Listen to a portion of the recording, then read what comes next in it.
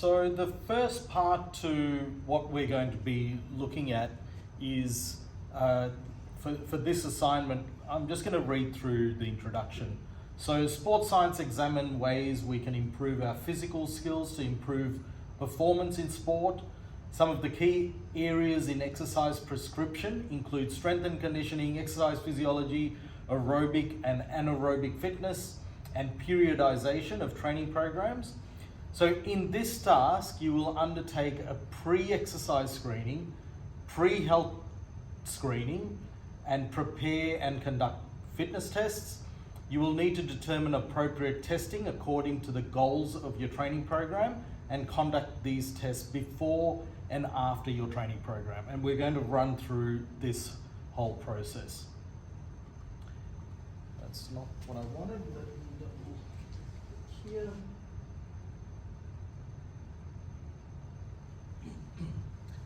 So the first thing here then, you will be required to design, implement and evaluate a periodized training program for an individual to train for a sport.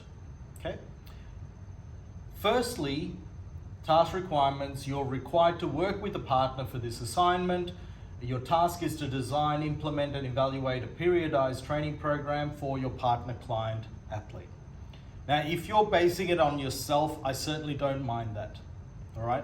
If you can't find a partner, that's completely fine. I don't mind you basing this on yourself. So the first thing here, we'll use an example and let's choose a sport. Let's go with that first. What kind of sport would we look at first? Or what would you like to look at? What's an example? Well, I'm thinking either weightlifting or badminton. Okay. What would you like to choose? I guess for the example, we can do weightlifting. Weightlifting?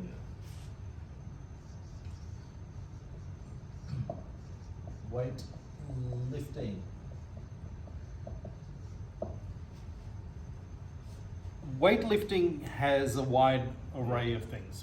What exactly in weightlifting would you like to assess and see an improvement in? Or what movement or what activity? Just do bench press, I guess. Bench press?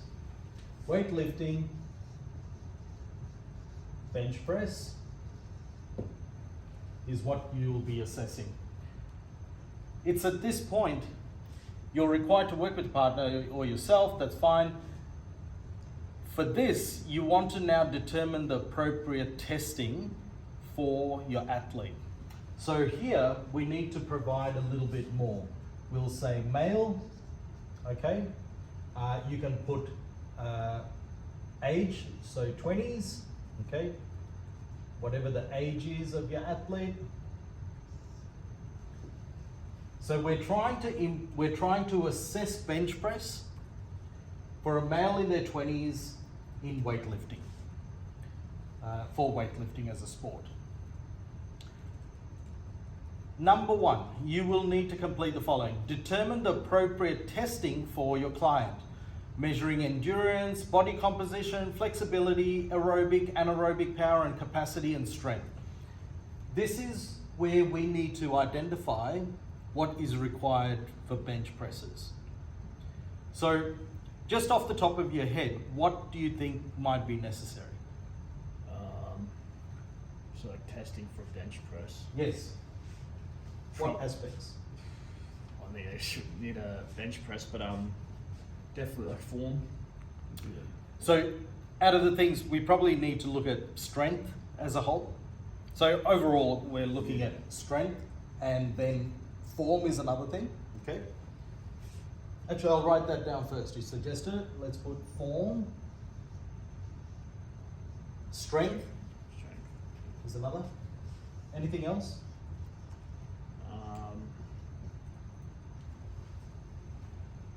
I mean, I guess kind of, yeah, I guess you have to do like flexibility, but I'm not sure how that would really apply for bench press. Oh, I guess actually for the arch, yeah. So It would, wouldn't it? Yeah. Because one for the back and also for the shoulder. Yeah, sure. Flexibility.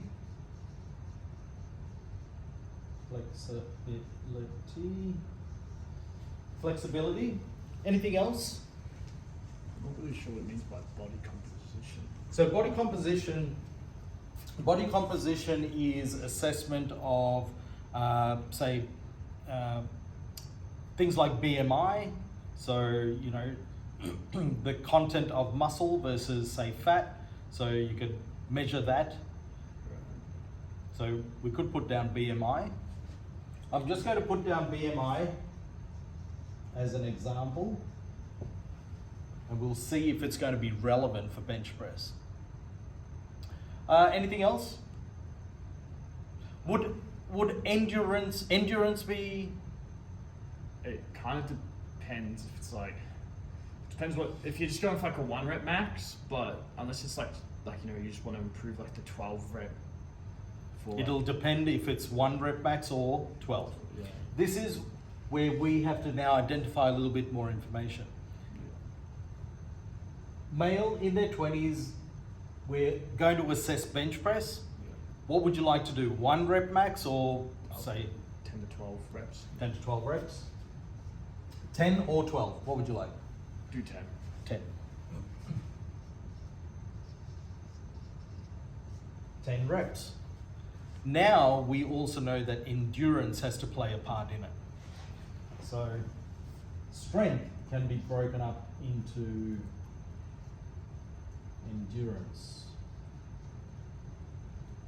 as well. What can we say here? Strength training, strength and endurance. Let me just rub this out. I'll put endurance down here as well.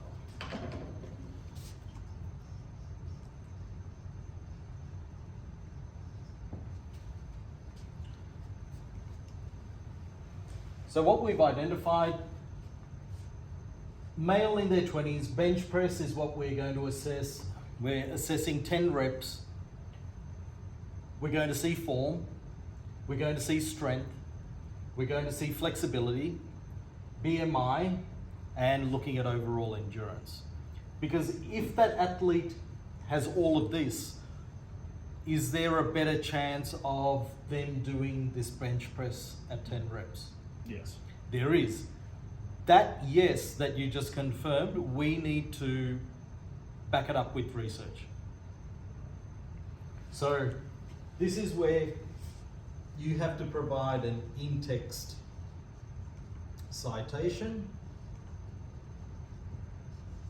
saying yes, form is important.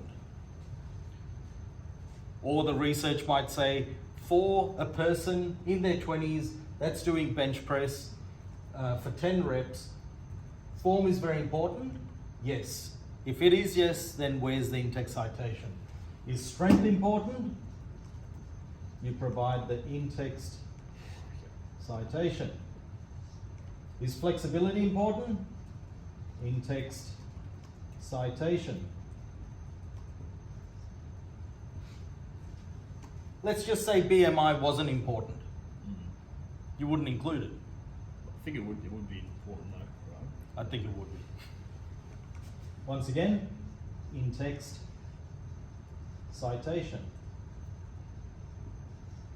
And endurance. If the research says it's important,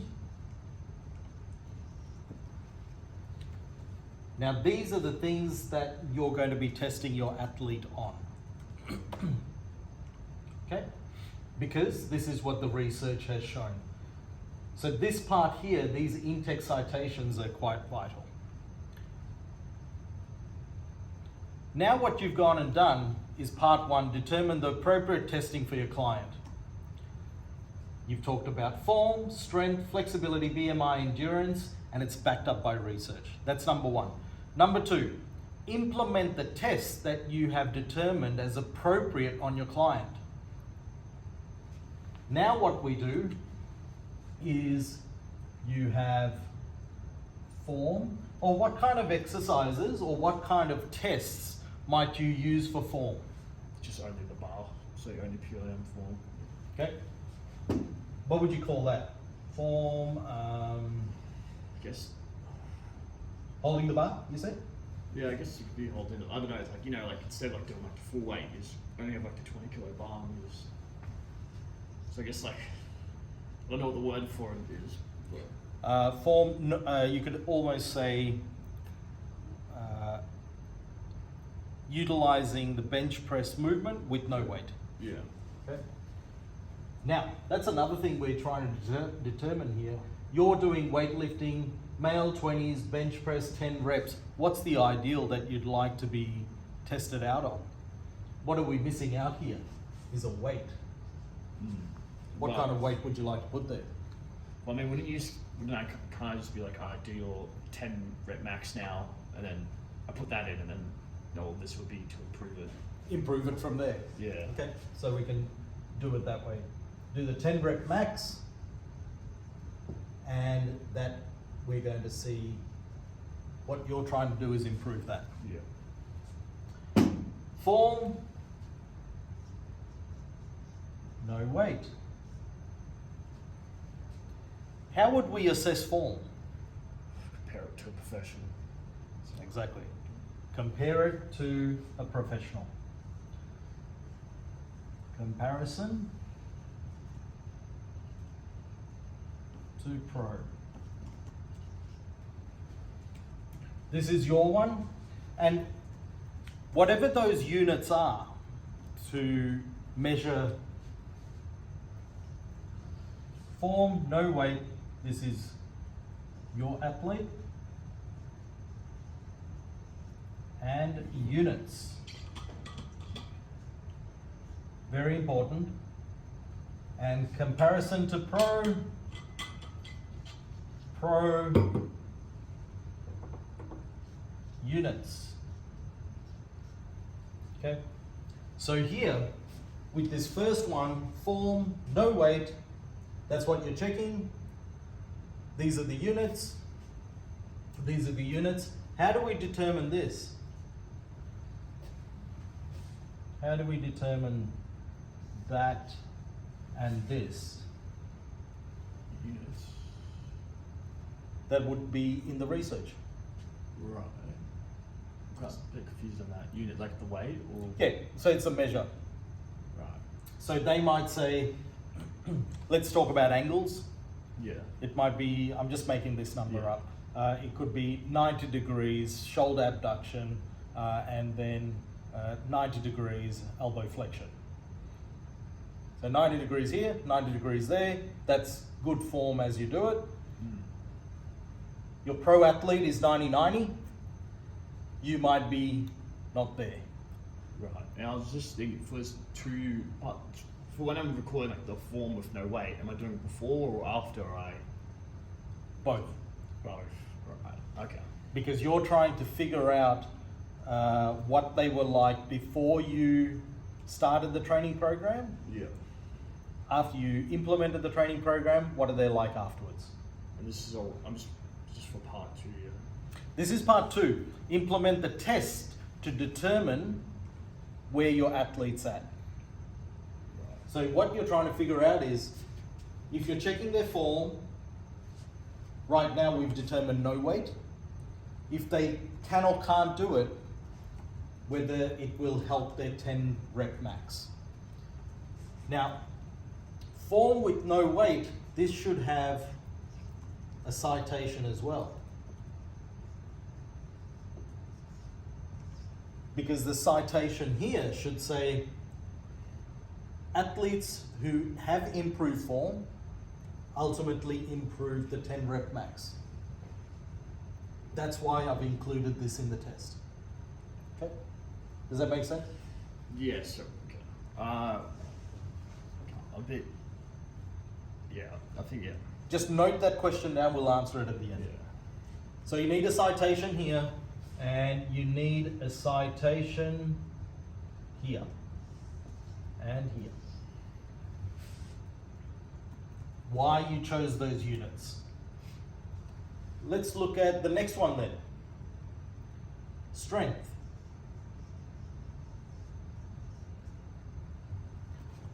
So now we're determining something about strength.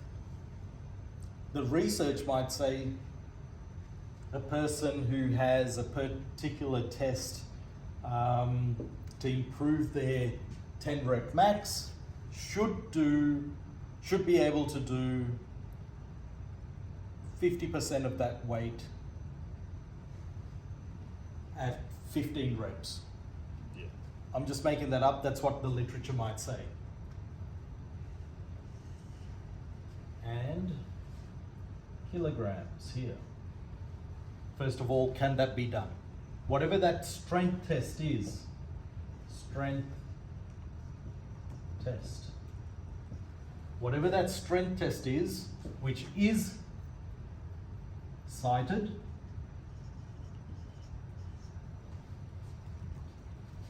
and then the pro strength test. This one's in kilograms. All right.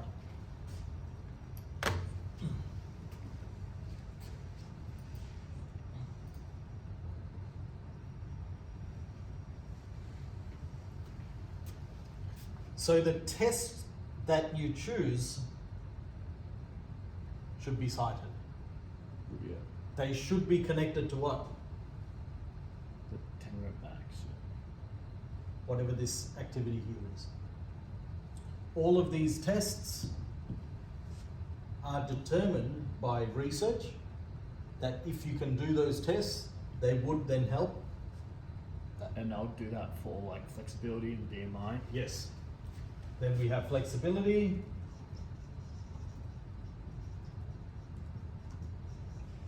BMI, and endurance.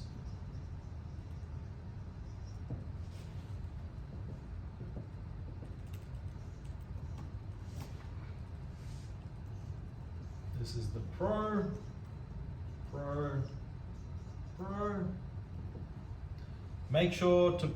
Make sure it's cited and the units are in. They all need to have units and they should be cited. Unit cited, unit cited. Because if you end up doing these tests and you work out the difference between yours and a pro, one, you're determining whether you're on track for this. You're also determining where you're at right now. These results here ultimately become your screening. They're the first tests before you've added on your program. So if we go to, we've found our units now. We know what our tests are. We found our units, how to improve them.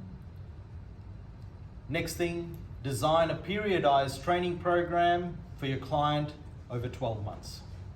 Let's do that part now.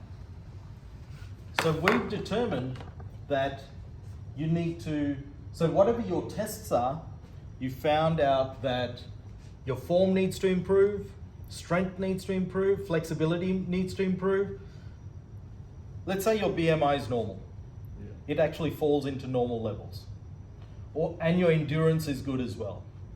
So out of the 3, or 1, 2, 3, 4, 5, there's form. Oops, form. What else is there? Strength. Strength, flexibility,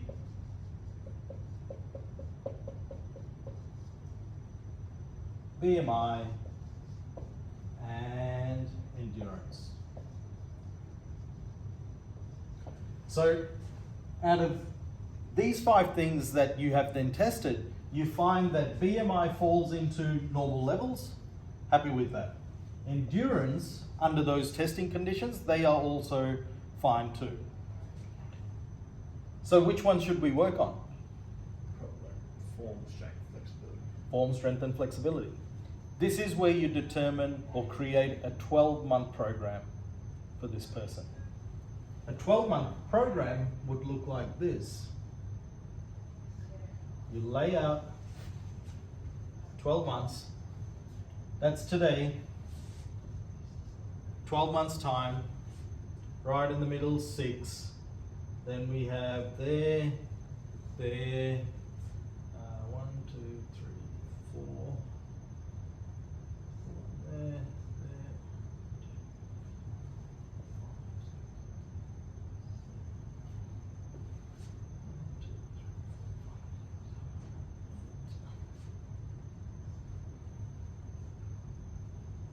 1, 2, 3, 4, 5, 6, 7, 8.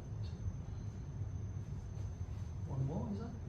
It's 1, 3, 4, 5, 6, 7, 8, 9, 10.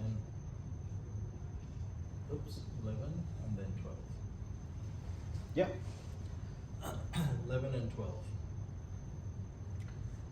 So then you set up a 12-month program. And in this 12-month, this is classified as a what?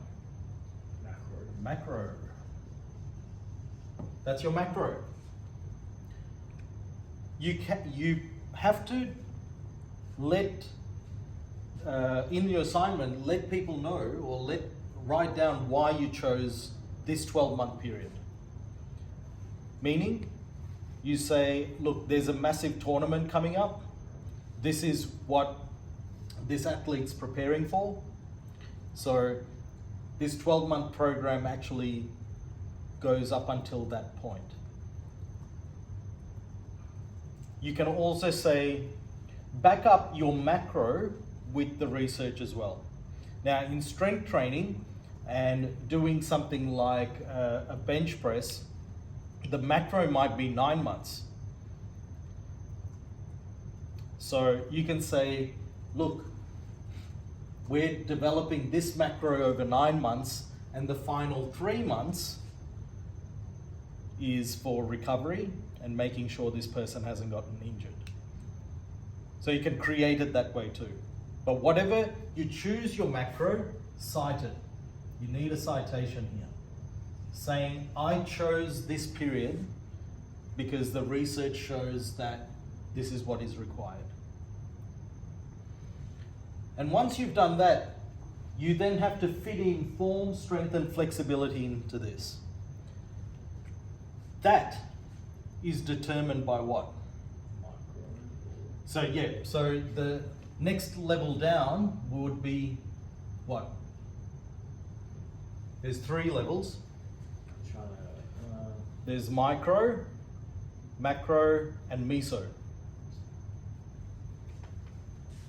So the meso could be training blocks. A meso could be 3 months. It could be 3 months of strength. It could be 2 months of flexibility.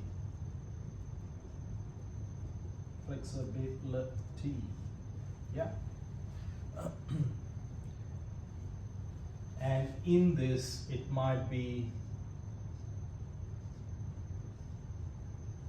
form training. Form 1, form 2.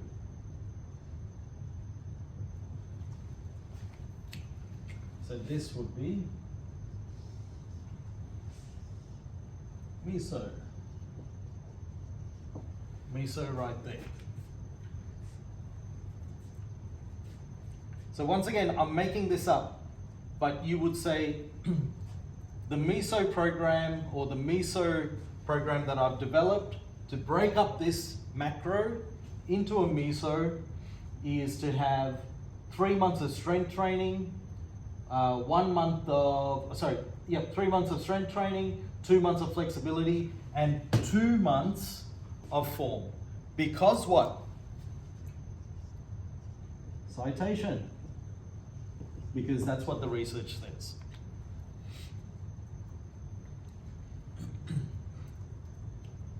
What's after meso? Micro. Now the micro would be a training, in this example, in the assignment, we're saying create a micro over 3 weeks. So in this period, 1, 2, 3, 4, 1, 2, 3, I'll just make that.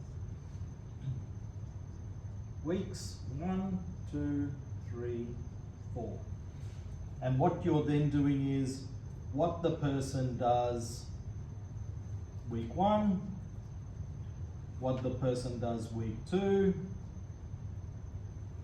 and what the person does week 3, determined by you breaking that down. It might be something to do with form, it might be something to do with strength, something to do with flexibility, and you've mapped that out. According to what? Research. Got it. Site Y. You put this together. That's very important. So you cite why you've determined that. So once again, you're saying this is the 12-month program. If we broke that program up into different categories, you can say this is, in a strength training category, the mesos can be broken up into purely strength training, recovery, could be psychological training. You can add those components in. Micro into like days as well, because like recovery and then it's like if weight training days. Definitely. So you break this up into days. 1, 2, 3, 4, 5, 6, 7. Yeah? And you break up what happens on a weekly basis. On a daily basis. Yeah. But once again, you're citing it, why you developed it that way. Citation, very important. Citation, very important. So that is design a periodized training program, 12 months for your client. This needs to include microcycles and macrocycles. So that's your big macro. This is the micro.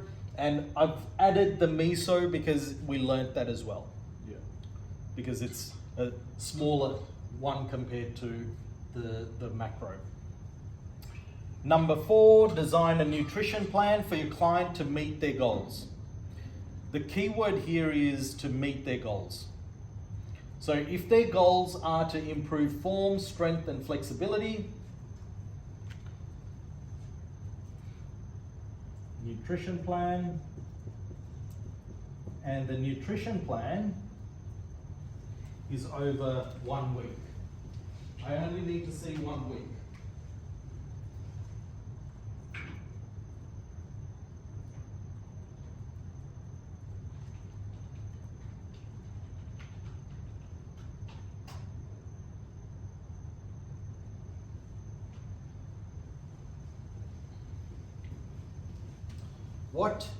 What do you add into your nutrition plan?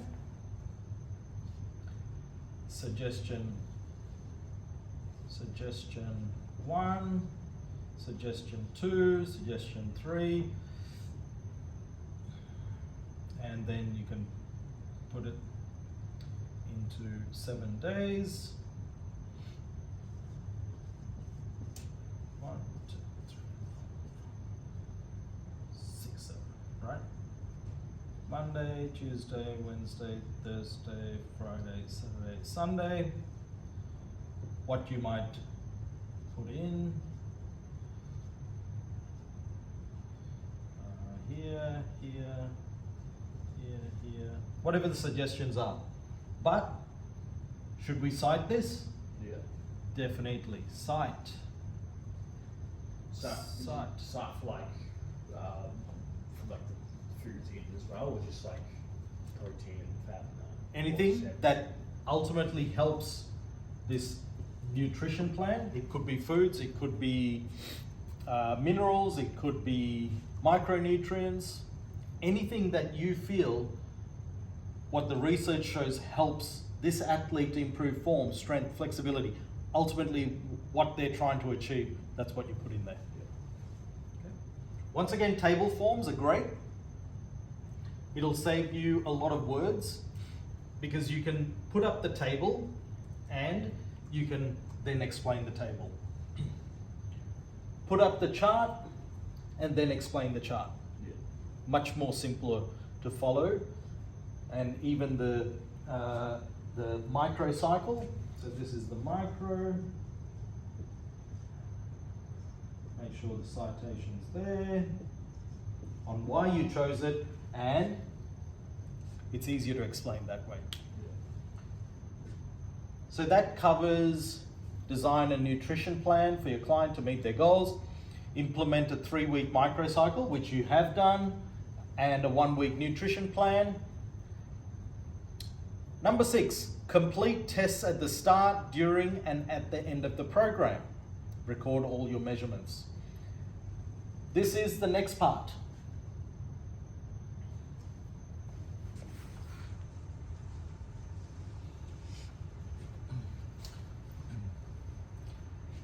So number 6, complete tests at the start, during, and at the end. What that would look like is form, that's what you're measuring, strength, and this is all for you. Strength, flexibility. We ascertained that BMI and endurance weren't critical, so we don't need to remeasure it. Okay. Or they fell into normal values. So they fell into normal values over on this side. We don't need to investigate that again. We're just looking at form, strength, and flexibility. Whatever the test you have determined, this is then before,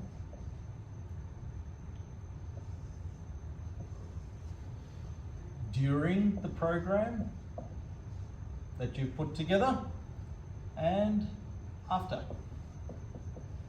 You're just getting a clear picture of before and after.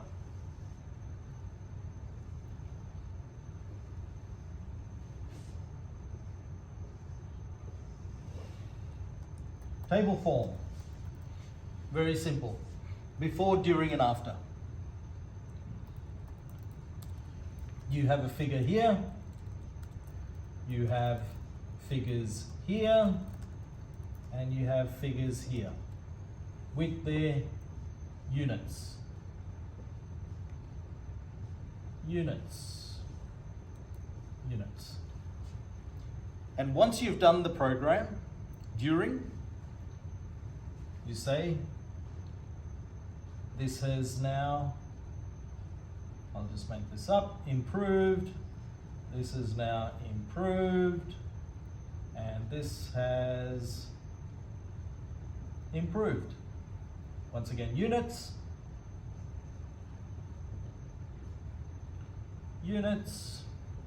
whatever the units are. So in this table, things are now starting to change. Yeah. And then the final reading at the end. Wonderful, this is really good now. This is unbelievable now. And this is just tremendous now, yeah?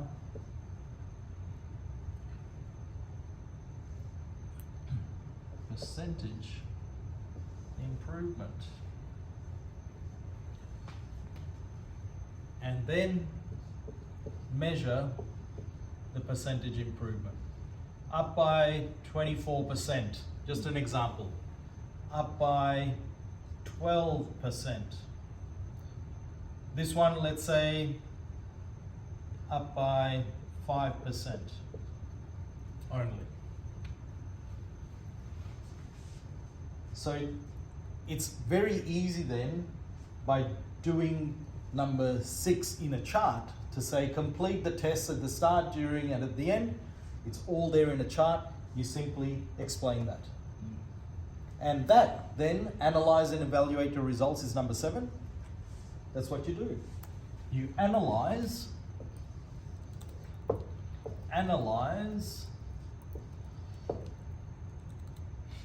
the percentages. And it's easier to put this into a discussion because for someone looking at this, it's easier to follow that. Right? So you put this into an 800-word report. If you do this right using charts, you will be able to stick to 800 to 900, even 1,000. When you start explaining everything in words, that's when you can blow it out to about 2,000. So the key is to use images, use charts, use tables to help explain So it. it's just like the same as like even if do I have to like with the minimum if I like do it well enough like I do like 500. That's fine. Yeah. Okay. If you can explain everything according to what's asked of you, you're going to do pretty well. So even if you use 500 words, by all means, use 500 words. And then you put it into a title. So you put the title, you put it into a scientific format, which is the title, introduction, assessment, intervention, and then the discussion. And if you have those categories and you break up all of this into those categories, you're going to do pretty well. Okay? The final thing to add here is the format of the report. The format of the report, what I like to say to people, in a Word document, there's a line left. Don't use that. A line right. Don't use that. Then there's center. Don't use that. This one is called justify. Justify, that's the one to use because it makes everything, all the words go to the end of the page, and it makes everything square and makes everything look great. So for scientific papers, justify is what you want. If you can do that, it'll be wonderful for you.